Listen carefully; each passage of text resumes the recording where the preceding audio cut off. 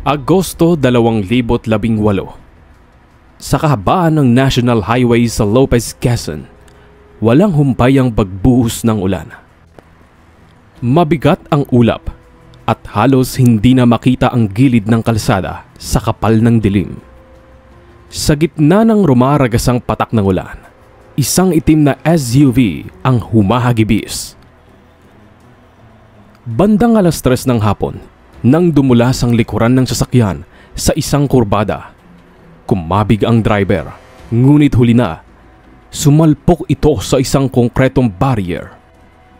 Umalingaw-ngaw ang tunog ng bakal, kasabay ng pagtilapon ng mga piraso ng bumper sa kalsada. Durog ang windshield at yupi ang harapang bahagi ng sasakyan. Mabilis na rumisponde ang mga rescuer matapos makatanggap ng tawag mula sa isang motoristang nakasaksi ng aksidente. Binuksan nila ang pinto at tumambad si Engineer Raul Vergara, 47 anyos, walang malay, malamig ang balat. Sinubukan nilang magbigay ng CPR, ngunit wala na itong pulso. Si Raul Vergara ay isang manager sa isang kilalang financial institution na nagbibigay ng loans sa mga private at government employees. Siya ay may asawa, si Liza Vergara, 35 anyos, ngunit bago pa man ikasal kay Liza, may nauna ng pamilya si Raul. Noong taong 2000, ikinasal siya kay Maribel Santiago, ang una niyang asawa at kaklase sa kolehiyo. Isang taon matapos ang kasal, ipinanganak ang kanilang kaisa-isang anak na si Clarice. Ngunit noong 2008, nasawi si Maribel dahil sa isang komplikasyon mula sa dengue na hindi naagapan.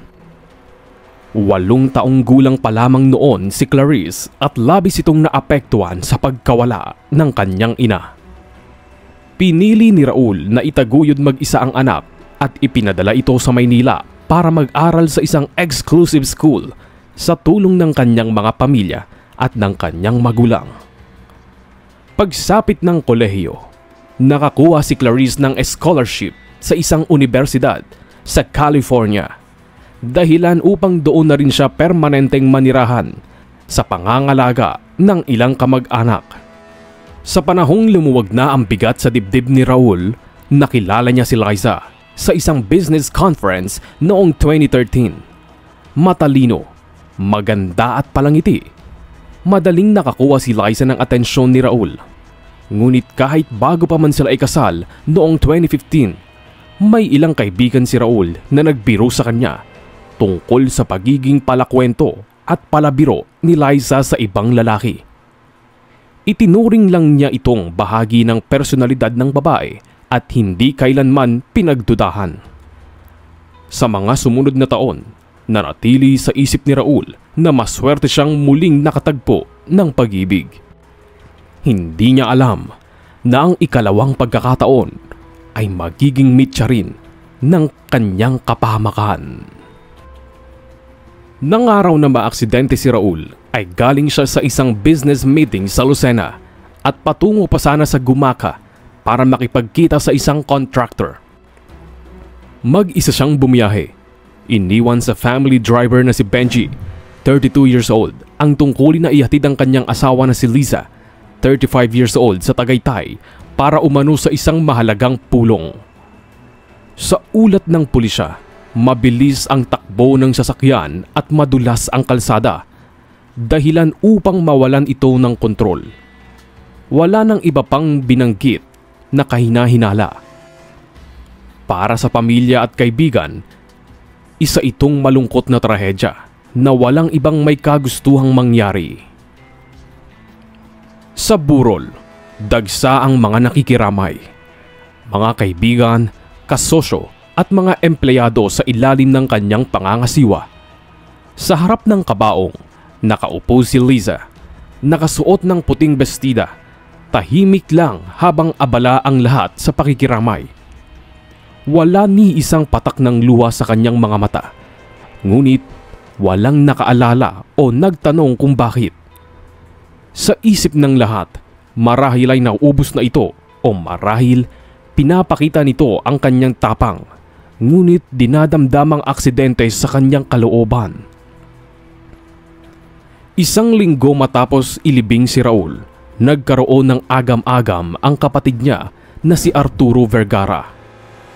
Hindi siya mapakali mula nang makatanggap siya ng tawag mula sa isa sa mga rescuer na rumisponde nung gabing nasawi si Raul. Ang lalaking yon na may karanasan sa automotive repair ay nagsabing may napansin siyang kakaiba sa SUV habang tinatanggal nila ang bangkay ng kapatid niya. Ayon dito, tila may sinadyang luwagan sa brake hose ng sasakyan. May bakas din ng langis na hindi pangkaraniwang nakikita sa bahagi ng brake system na posibleng magdulot ng unti-unting pagkawala ng preno habang umaandar. Nagtaka si Arturo. Matagal nang maingat magmaneho si Raul at wala ring problema sa maintenance ng mga sasakyan. Mas lalo siyang kinutuban nang maalala niyang wala sa kahit anong kopya ang dashcam footage mula sa mga araw bago ang aksidente. Wala rin itong nakuhang clip ng mismong biyahe. Wari bang may sinadyang magbura? Nagsimula siyang magtanong-tanong sa ilang nakakakilala sa kanyang kuya. Ilang tauhan ang nagbanggit na matagal nang malapit si Benji, ang family driver, kay Liza. Madalas silang makitang magkausap sa mga sulok kapag wala si Raul. Hindi pa sapat ang mga hinala para mag-akusa, pero sapat na ito para mag-udyok kay Arturo na kumilos. Lumapit siya sa NBI, ipinakiusap na ipasuri ang SUV at subukan kung maaari pang mabawi ang mga nawalang file mula sa dashcam. Habang tinitingnan niya ang lumang litrato ng pamilya ni Raul sa sala, ay bumalik sa kanyang mga alaala ang mga tanong. Sa sarili niya, alam niyang may mas malalim na dahilan sa likod ng aksidenteng yun at gagawin niya ang lahat upang malantad ito. Matapos ang halos 2 linggo ng pagsusuri, ipinatawag si Arturo ng NBI sa kanilang opisina sa Maynila. Sa isang maliit na silid, ipinakita ng cyber forensics team ang ilang na-recover na file mula sa dashcam. Sa video, malinaw na makikita ang loob ng garahe ng bahay ni Raul 2 araw bago ang aksidente. Nasa frame si Benji, nakasando at pawis na pawis, habang binubuksan ang hood ng SUV.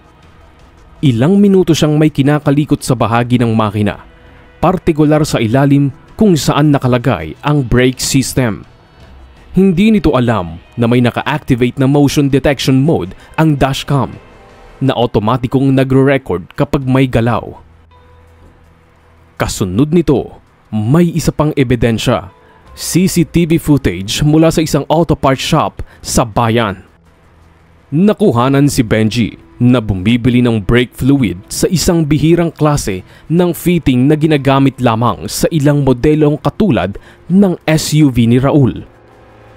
Kinumpirma pa ng tindero na personal siyang kausap ni Benji nung araw na yon. Kaya naman, sa puntong ito, nagpa siya ang NBI na magsagawa ng discreet surveillance sa loob ng 3 linggo. Dokumentado ang ilang pagtatagpo ni Liza at Benji sa isang apartel sa Lucena. Habang nakaupo si Arturo sa gilid ng lamesa ng investigador, doon niya naramdaman ang lalim ng galit. Galit na hindi lang para sa pagkawala ni Raul, kundi sa kataksilan at kasakiman ng mga taong pinakamalapit dito. Habang isa-isang inilalatag ng mga investigador ang ebidensya sa mesa, walang imik si Arturo. Tahimik, ngunit matalim ang tingin. Alam niyang papalapit na ang araw na makikita niya sa korte ang 2 taong sumira sa buhay ng kanyang kapatid. Sa itinakdang araw ng operasyon noong November 2018, maagang umalis ang team ng NBI. 2 ang target, si Liza na nasa bahay ng mga magulang nito sa Lucena at si Benji na sinusundan ng ilang otoridad sa terminal ng mga bus patungo sa Dumaguete. Sa compound ng pamilya ni Liza, maayos ang paligid. Tila walang ideya ang sinuman sa mangyayari. Tahimik na pumasok ang mga ahente. May dalang warrant of arrest. Nakita si Liza sa sala, naghahanda para sa kanyang pag-alis. Nagulat ito at noong una ay ayaw pang sumama sa grupo ng NBI. Samantala sa terminal, isang undercover agent ang umupo malapit kay Benji na abala sa cellphone. Pagkarinig ng signal mula sa team leader, sabay-sabay siyang dinampot. Wala nang pagkakataon para magtago o tumakbo. Hawak pa niya ang ticket at ID na gagamitin sana sa biyahe. Sa courtroom, masinsinang iprinisinta ng prosecution ang lahat ng ebidensya. Ang dashcam footage na kuha habang kinakalikot ni Benji ang SUV at CCTV mula sa auto part shops at ilang testimonya ng rescuer at mekaniko. Isa-isa ring tinawag ang mga saksi na nagpatibay sa salaysay. Nang magsimula ang paglilitis, umuwi si Clarice mula sa California upang personal na dumalo sa mga unang pagdinig. Tahimik siyang nakaupo sa likod ng korte. Hawak ang maliit na itim na clutch kung saan nakatago ang lumang family photo nila ni Raul at ng kanyang ina na si Maribel. Sa tuwing binabanggit ng prosecution ang pangalan ng kanyang ama, hindi maikukubli ang pamumula ng kanyang mga mata. Sa nakumpiskang cellphone ni Benji at Liza ay lalo pang bumikat ang kaso. Sa mga na-recover na text messages at messenger chats, nakasulat ang mga salitang hindi lang basta nagtataglay ng pagnanasa, kundi pati malinaw na plano kung paano nila tatanggalin si Raul sa kanilang landas. May mga usapan tungkol sa kanilang lihim na pagtatagpo sa iba't ibang lokasyon, mga planadong dahilan ng pag-out of town ni Liza upang makatsyempo ng mga oras kasama si Benji. Sa mga mensahe ng cellphone, na-recover ang deliberate na pagpaplano ng mangyayaring aksidente kay Raul dahil alam ni Liza ang mga schedule ng kanyang asawa na ginagamit niya upang maisakatuparan ng plano. Sa gallery ng telepono ni Liza, may mga litrato silang magkasama sa mga resort at beach sa Batangas at Bicol. Kuha habang wala si Raul at nasa probinsya. Ipinasa ng NBI ang mga larawang ito sa fiscal bilang ebidensya ng matagal at tahasang relasyon. Nadiskubre rin sa bank records ang ilang transaksyon na nagpapakita ng paghahanda nila para sa planong paglipat sa Negros. May nakadepositong malaking halaga mula sa isang account na pag-aari ni Raul na ilipat ilang araw bago ang aksidente. Pinirmahan mismo ni Liza bilang co-owner ng account. Pilit itinatanggi ni Liza ang partisipasyon. Sinisisi si Benji bilang tanging may kagagawan. Ngunit iba ang sinasabi ng mga ebidensya. Sa huli, pinayagan ng korte ang kasong parricide laban kay Liza at murder laban kay Benji. Kapwa may bigat ng premeditation at conspiracy. Sa bawat salitang lumalabas mula sa hukom, ramdam ni Clarice at Arturo ang bigat ng ginhawa. Mabigat dahil sa sakit ng pagkawala ni Raul, ngunit magaan dahil unti-unting lumilinaw ang hustisya. Matapos ang halos isang taon ng paglilitis, dumating ang araw ng hatol. Noong October 2019, mainit ang hapon, ngunit malamig ang loob ng korte. Tahimik ang lahat habang binabasa ng hukom ang desisyon. Parehong nahatulan sina Liza at Benji ng reclusion perpetua para sa kasong parricide at murder. Ayon sa desisyon, ang lahat ng insurance claim at bahagi ng yaman na dapat ay mapupunta kay Liza bilang asawa ay otomatikong ililipat sa pangalan ni Clarice bilang kaisa-isang direct heir ni Raul sa una nitong asawa. Si Arturo na buong panahon ay naging haligi ng kaso ang itinalagang mamahala sa ari-arian ng kapatid habang ipinagpapatuloy ni Clarice ang kanyang edukasyon sa ibang bansa. Tiniyak niyang tuloy-tuloy ang suporta para sa pag-aaral ng pamangkin sa Amerika at mananatiling nasa mabuting kamay ang mga ari-arian ni Raul. Habang inihahatid palabas ng korte ang mga nahatulan ay wala nang nagawa ang mga ito kundi tanggapin ang kanilang kapalaran at kaparusahan. Sa huli, malinaw ang naging hatol ng korte. At malinaw din ang mensahe ng lahat ng nangyari na ang kasakiman at kataksilan ay laging may kaparusahan at ang katotohanan ay laging lilitaw kahit papilit itong pagtakpan.